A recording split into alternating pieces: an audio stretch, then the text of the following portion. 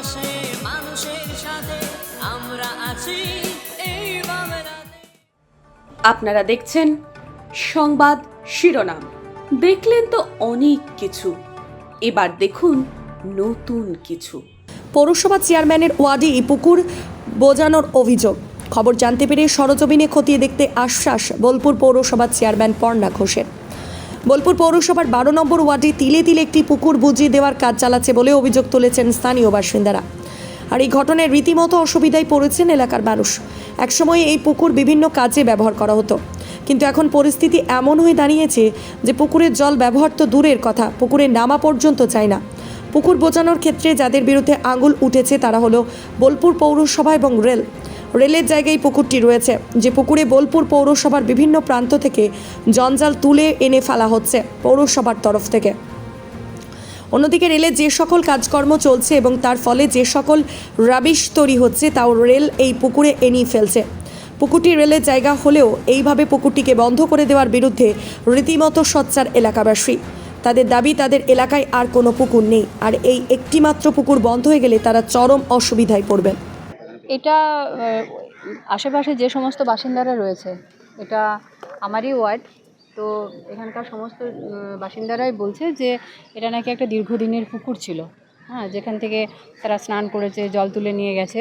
তো আস্তে আস্তে দেখা যাচ্ছে যে মানে রেল কর্তৃপক্ষ এখানে পুকুরটা একটা বুঝিয়ে দিচ্ছে, মানে বোঝানো হচ্ছে রাবিশ ফেলে। তো সেই কারণেই সবার মুখ থেকে শুনে এটা একবার দেখতে এসেছিলাম যে হ্যাঁ, বিষয়টা কত দূর কী। তবে এখানে এসে যেটুকু দেখলাম তাতে আমার যেটুকু মনে হলো, একবার বিএলআর অফিস এবং এসডিও অফিসে গিয়ে এসডিও স্যারের সঙ্গে একবার কথা বলাটা দরকার, যে জিনিসটা কত দূর কি একবার যাচাই করাটা অবশ্যই রেলের কোনো আধিকারিকের সাথে কথা বলেছেন? না, আমি তো বললাম যে শোনার পরই আমি এখানে এসেছি একবার দেখতে। এরপর সমস্ত আধিকারিকদের সঙ্গে কথা বলে আলোচনা করে অবশ্যই একটা সিদ্ধান্তে আসতে হবে। তবে এটুকু ঠিক যে পুকুর থাকলে সেটা বোঝানো যাবে না, তবে সেটা আগে নিশ্চিত হতে হবে। সেটা বিএলআর অফিসের সঙ্গে কথা বলতে হবে, এসডিও অফিসে কথা বলতে হবে, এসডিও স্যারের সঙ্গে কথা বলে দেখতে হবে যে হ্যাঁ, এটা মানে কীরকম জলাশয় ছিল বা পুকুর ছিল। আর একটা অভিযোগ উঠছে, স্থানীয় বাসিন্দারা বলছে যে পৌরসভা জঞ্জাল নাকি ওই পারে ফেলা হবে। ওটা তো পরের কথা, সেটা দেখতে গেলে তো আবার সলিড ওয়েস্ট ম্যানেজমেন্টের সঙ্গে কথা বলতে হবে যে কী হারে পরিষেবা পৌরসভা দেয়, তাহলে সেটার দিকে আগে নজরপাত করতে হবে। সেখানে দেখতে গেলে দেখা যাবে যে পৌরসভা 3 বার করে জঞ্জাল পরিষ্কার করে, একবার নয়, পুরো হাটতলা চত্বরটা এবং এদিকগুলো। এবার এখন যেটা রয়েছে সেটা তো চোখের সামনে শুধু রাবিশ টিকছে, এটা তো আর একদিনে বা 1 ঘন্টায় এটা পরিষ্কার করাটা সম্ভব নয়। আপাতত কি বিষয়টি জেনে কি রেলকে? হ্যাঁ, বিষয়টি এখানে এসে দেখার উদ্দেশ্য একটাই, যে এটা বা আমাদের এই পাশে যে সমস্ত কাউন্সিলররা রয়েছে, রুবি রায় আছে, বিশ্বজ্যোতি আছে, তো সবাই এসেছিলাম এবং আমাদের যে সমস্ত আধিকারিকেরা আছে সবাই এসে জিনিসটা দেখা হলো। এবার যে যে জায়গাতে আধিকারিকদের সঙ্গে কথা বলা প্রয়োজন সেখানে বলে অবশ্যই বিশেষ দেখা যাবে। এটা তো একদিন দুদিনের বিষয় নয়, এটা অনেক দিন ধরেই চলছে, সেক্ষেত্রে কি? কিন্তু আমি যখনই শুনেছি তখনই এসেছি, জিনিসটা যখনই অনেক দিন ধরে চলছে, কিন্তু এটা আমার কান পর্যন্ত আসেনি।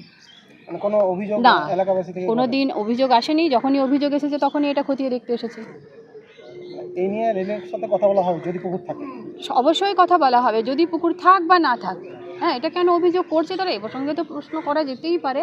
শুধু তো প্রশ্ন নয়, এটা তো একটা আলোচনারও বিষয়। এটা যদি হয়ে থাকে তখন সবাই মিলে একটা সিদ্ধান্তে আসা যাবে। যদি পুকুর হয় সেটাকে কি আবার পুকুরে রূপান্তরিত? হ্যাঁ, অবশ্যই সেটাও সমস্ত আধিকারিকদের সঙ্গে কথা বলে সেটাকে আবার যাতে পুকুর হয় সেই পুকুরের রূপে ফিরিয়ে আনার চেষ্টা আমরা সবাই করব। মানুষের পাশে মানুষের সাথে আমরা আছি এই বাংলাতে। আপনারা দেখছেন সংবাদ শিরোনাম। দেখলেন তো অনেক কিছু, এবার দেখুন নতুন কিছু।